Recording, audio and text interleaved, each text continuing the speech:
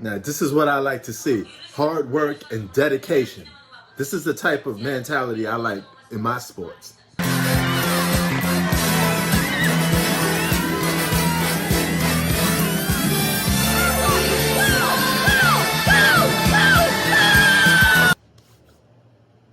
What's up, guys? Prince Sports here. Don't forget to comment, like, subscribe to your boy. All right?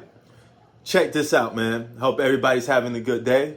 But I want to talk to you guys about something that took place about 2 days ago. You know, Kevin Durant, he's on the injured list. I guess he's bored. And whenever he's on the injury list and he got nothing else to do, he goes to doing social media, talking about social media again.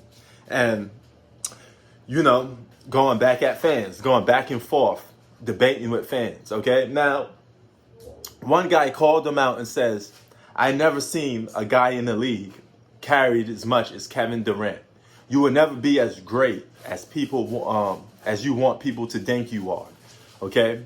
All you're proving is that you could win. Whenever you form a super team, you could win with a stacked deck. That's the only thing you've proven. You've proven nothing in terms of competition and that you're greater than anybody. And he's right. He's also said you're playing with a top 5 and a top 6 or 7 player in the league. Okay?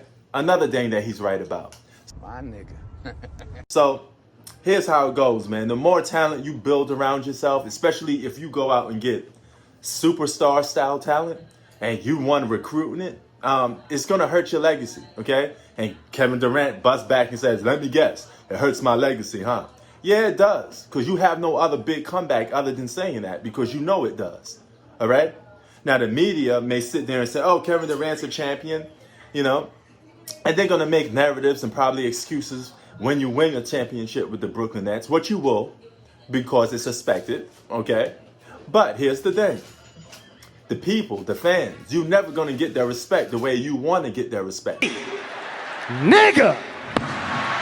Help me! All right? You know, it's the same way you're in the same boat with LeBron James. You guys won in a less respectable way. It's always going to be like that, okay? And you have to put up with the fact that people aren't going to respect you as much. Deal with it, okay? And it goes the same way with, like, boxing. Okay, take Floyd Mayweather and Manny Pacquiao, right? They had the biggest fight of the century, okay? We wanted to see somebody get knocked out. We wanted to see those two go at it. The fight of the century. What we got? All we got was Floyd making people go to sleep and everybody saying all he did was run around the ring. All right? People didn't get their money's worth. It's the same thing with basketball, okay? You got all these guys that don't want to compete. They just want to join teams and make things easy for them. Okay? That's not the definition of sports, okay? Now, making money in the business world, that's something different. You know, you always want to go to the path of least resistance, but that's business. That's in terms of better than your family. But sports is a competitive sport, okay? I repeat, it's a competitive sport. You got guys like Giannis and Kawhi. They cater more respect from everyday people, non-fanboys. You know why? Gotcha, bitch! It's because they don't stack the deck. You know, they just want to go out there and compete. You know, I think if the ringleaders of this whole stacking the deck super team thing is LeBron James and Kevin Durant, if you take those two out of the equation, let's say they're not playing basketball no more, then basketball would be a lot more competitive. It'd be a lot more balanced. Kevin Durant, you played with talent throughout your whole career. When you came into the league, you played with talent. But I'm not going to seriously hold that against you because, for the simple fact, you was drafted with those guys, okay? They built, all you guys were young and on the come up. There's no guarantee James Harden was going to be a good player. There was no guarantee Russell Westbrook was going to be a good player. They got drafted to that team. So they organically became good with you. And you guys should have won the championship that way. It'd have been more respectable. But, yeah, you're going to go down in history for getting your championships. But you and LeBron James will never be as respected as you want to be. That's just the fact, okay? Non-fanboys, and I keep saying this, man, it's no hate or nothing, but you got people like that love LeBron James, okay? You got people that, you know, go to bat for Kevin Durant. And you guys fail to realize that there's just some things you could do that's not respectable to the average person. Okay? You know, I remember when the Miami Heat formed, and Michelle Beadle was like, yeah, those guys are great, but you're not human if you respect what they did. You know? Because she's coming from a competitive standpoint. She wants to see people compete. You know? And a lot of people didn't like it. There's a reason why people didn't like it. Meaning the second that happened, the floodgates just opened. Like that. There's a reason why people didn't like you, KD, going to the Golden State Warriors.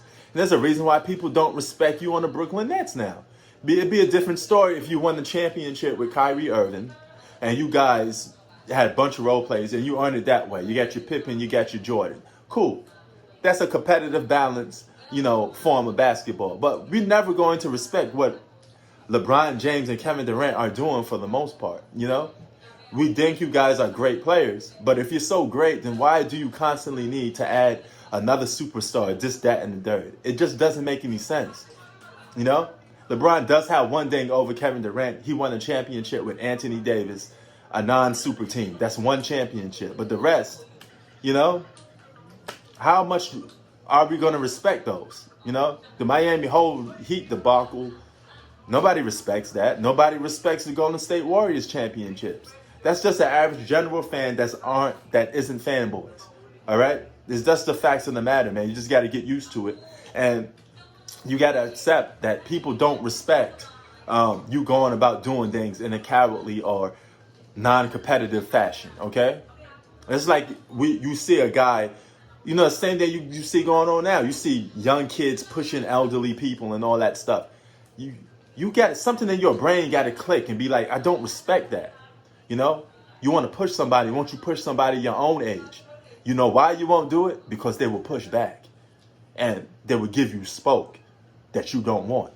But you know, if you're pushing an elderly lady or you're pushing an older person, they're gonna have very least resistance to you. So it makes you look like a bully. It makes you look tough. It's the same way in sports. You know, we don't respect that. You know, if you're so great, then why can't you just win in a fashion where you gotta go do the dirt, you gotta go do the mud, you gotta get it the hard way, like Kobe Bryant said. I like my championships the hard way. Well, Kobe, R.I.P. I like them the hard way too. I like to earn my stuff. Everything I have in life, I like to earn it. I don't want somebody to give it to me for free. You know, it's more credible that way, and it's more satisfying. And it's the same way for the fans. Prince Sports out. Peace.